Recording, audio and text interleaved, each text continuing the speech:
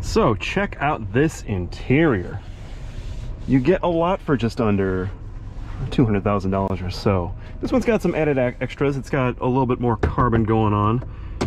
It's got, I believe this is an upgrade, the brown on black leather interior, but otherwise, for a base price of around $160,000, and this particular example topping out at $200,000, not bad at all. And my gosh, quick note, these seats are so comfortable. They don't have venting, unfortunately. They do have heating, but even for my tall stature, my long torso, these things are so comfortable. I really enjoy these seats, and they make longer romps. Like, I put a lot of miles on this car in my time with it, and you know, for longer drives places, they're amply comfortable. The only slight bummer is I can't go back quite far enough. I wish I could go back a little bit further in the seat, because I can't extend my right foot as much as I like. But otherwise, very nice. Also, amazing frontal view. It's a supercar, so of course you're gonna get a bit of a blind spot, but otherwise, the really wide, very far outstretched side view mirrors are very, very good. And this thing doesn't even have blind spot like assistance, blind spot awareness, whatever it's called. They do the job actually very well. I'm I was very surprised by that. As you can see here, it's got, I believe, the infotainment system out of a pre-2020 Honda Civic, you know, like an 10th gen Honda Civic. But whatever, it works. It keeps the price down. The same goes for these buttons here. This is all from, you know, lower tier, not like lower tier isn't lower tier compared to the NSX. It's got lower tier Acura equipment right here.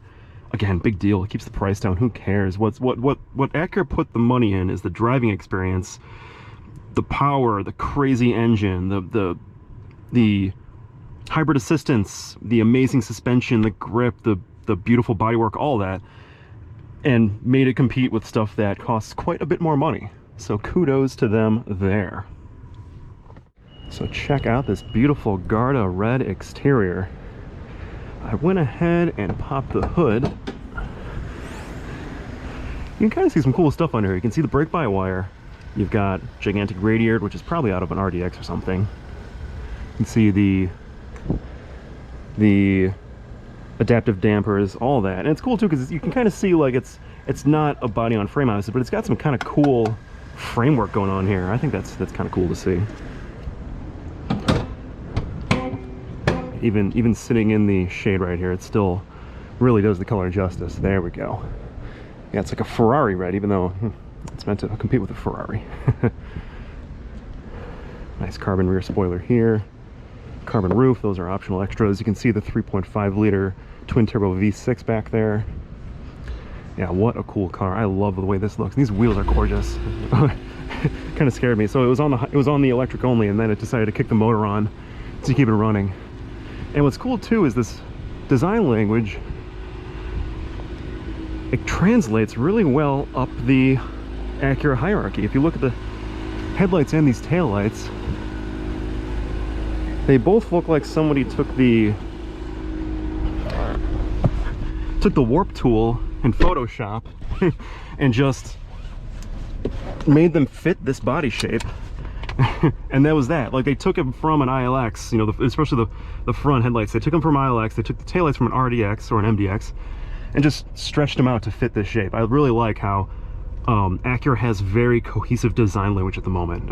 It really is cool. And you can kind of see the progression from the lowly ILX, again compared to this, to this $160,000 supercar.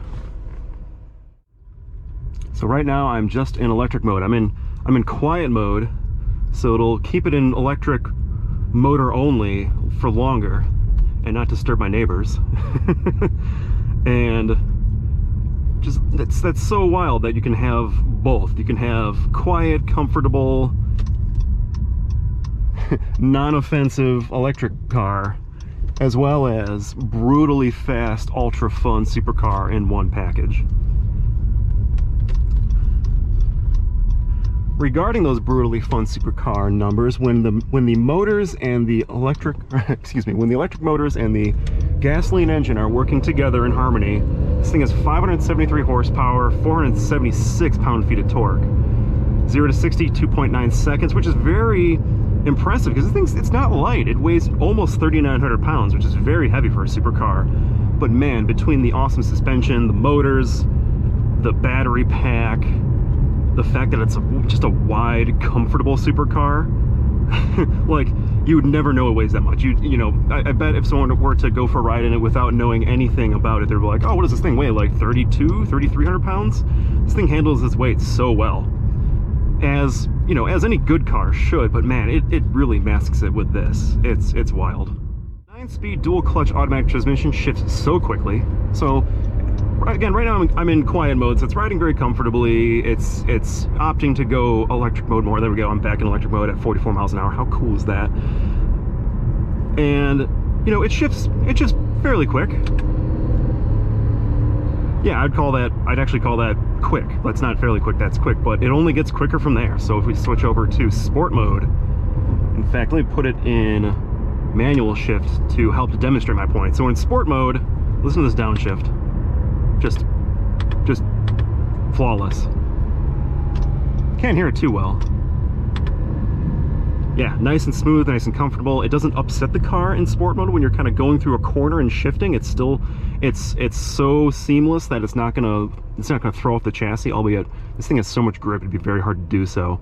But when you put it in Sport Plus, which is my favorite mode, it still rides very comfortably, by the way. Again, these adaptive dampers are so good. But anyway, in Sport Plus mode, when you take off and you kind of rev this thing out, the shifts are amazing.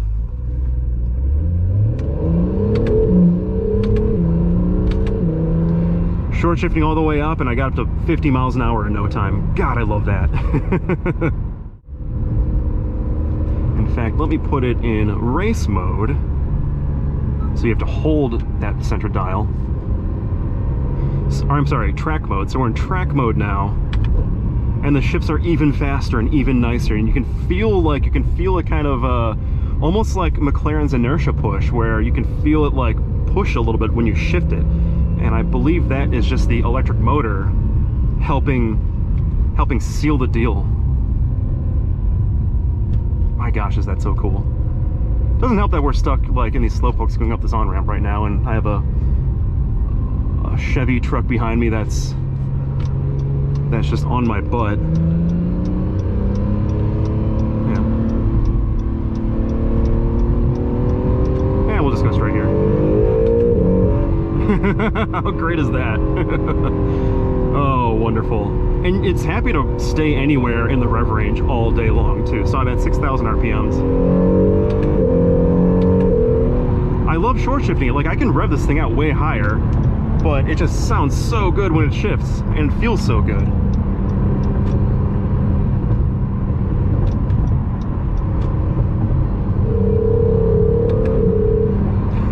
So good. Gosh, I love that sound. I love the tone of this 3.5 liter V6. It's so wonderful. 3.5 liters. It's a 75 degree V6, so I believe that means it's a bit more narrow. Again, twin turbos, so it's got all the power one needs. Yeah, and we're in track mode on the freeway, on the 405 namely. Not the best stretch, but, you know, a decently smooth stretch, and it's so comfortable. It's so wild.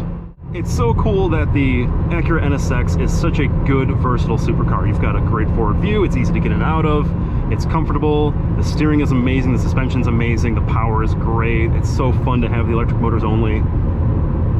It's truly a very dailyable supercar, and for a very value-minded price. Again, not a value-minded price for per se a lot of Americans, for a lot of folks in the world, but compared to a Ferrari 488 or even what you get with the Nissan GTR these days, Ferrari SF90, which is like, gosh, it's like $500,000 or more, or something like that.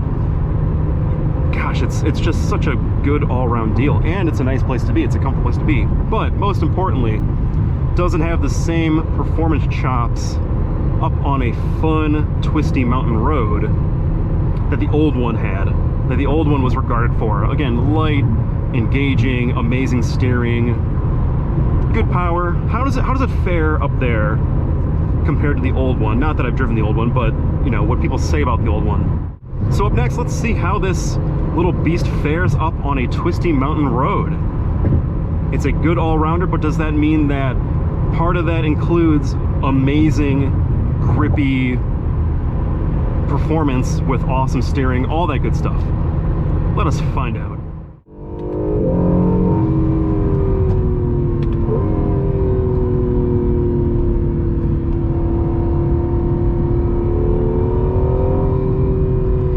So, driving impressions of the 2020 Acura NSX. Well, as I'm sure you can tell, oh, watch out, people on the road. So I'm sure, as you can tell, it's pretty loud in here, and I really appreciate that.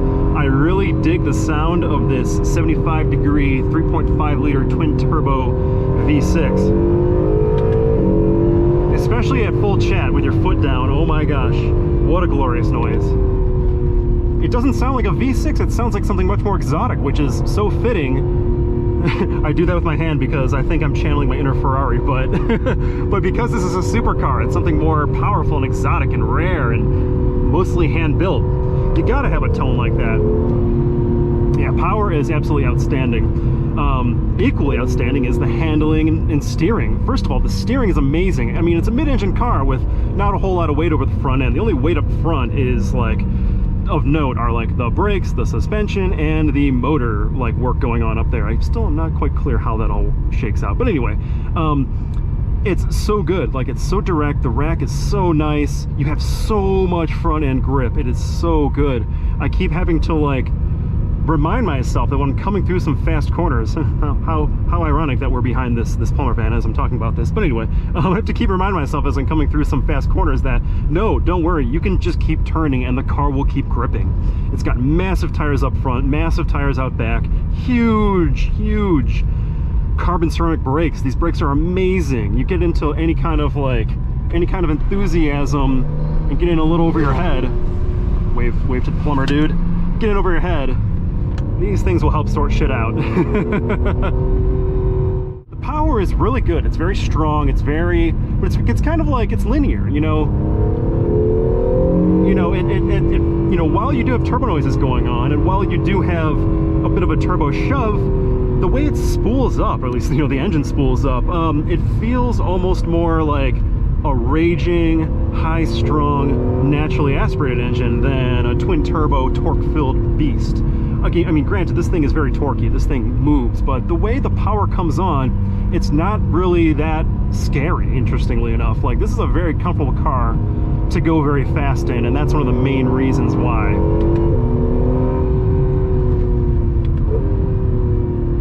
Yeah, so I've got this in Sport Plus, that's what I've mostly used with this car. That keeps it from getting into battery electric motor only power in like low speed stuff like traffic. Changes the ECU tuning, makes the throttle a bit sharper, the shift's a little bit faster, all that, you know, what you'd imagine Sport Plus to be. And it's great, it's a great all-rounder, and then the ride is still very comfortable too. I really dig that. The ride in Sport is excellent. That's what I've been riding around in. I don't bother with the quiet mode. Sport is just fine. It is this thing rides phenomenally well just on the street. And that translates to a phenomenally comfortable ride up here in the corner, in the canyons. So you've got no body roll whatsoever. Oh, the steering weights up really nicely too in the corners. Oh, it feels so good. Once you come off of top dead center, whatever. Once you come off of the middle and you start loading it up under braking or under hard cornering, the steering feels good. It's an EPS, and it's not amazing. It's not McLaren, but it's very good. But anyway, back to the suspension. I mean, you've got double wishbone up front, multi-link in the rear. It's all aluminum. It's all in a mid-engine chassis, so you've got amazing weight distribution, gigantic tires to help out with everything. Yeah, this suspension handling, ride, it's all wonderful. Ooh, got some big rocks. All right, got those in the middle. Good. They're small enough to where I'm not gonna destroy a lip on a Acura NSX. Yeah, gosh, the amount of cornering speed you have in this thing is insane. You just turn in and keep your foot in it and it just goes. It's on rails.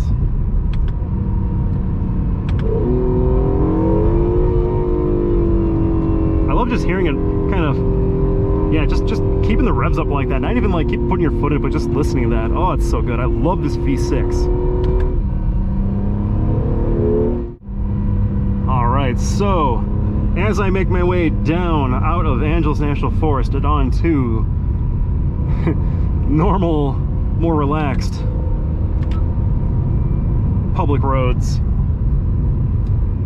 How to sum this thing up? Well, it's an excellent value, I will say. 160 base MSRP. This one's spec'd about $200,000. Awesome value, considering the hybrid tech associated with it, the great power, the very likable engine, the amazing handling, the fact that it's so easy to get out of and comfortable in here, despite the fact that they didn't give me one with a cup holder attached. At least I think that's the cup holder goes over there. But anyway, so comfortable, so easy to get out of, tall guy friendly, great forward view. It doesn't have a blind spot assist, but you don't need it. These side view mirrors combined with, you know, it's actually got a pretty poor blind spot, but you don't really need all that because you have such good visibility out of this thing. It's pretty cool. Yeah, I mean, lots to like. It's a great all-rounder. It's very comfortable. It's very dailyable too. It doesn't have a nose lift, but you can get up and down, you know, can get up and down driveways fairly well. Well, Southern California is a special case in that scenario because our driveways suck. But yeah, no, this is a great all-rounder. It's a lot of fun, so much grip, thing's a beast. Gosh, for what it is, I don't really have any negative things to say. So with that, thank you so much for watching. I sincerely appreciate it. Please consider subscribing. Please like this video. And let me know what you think. What do you think about the NSX? What do you think about my videos? What do you think about... Is there going to be another NSX? What do you think about the old NSX, the first gen, you know, the naturally aspirated Ferrari fighter? Well, this is still a Ferrari fighter, but you know, the old naturally aspirated Ferrari fighter. Let me know what you think. And thanks again for watching. Have a good one. See you next time.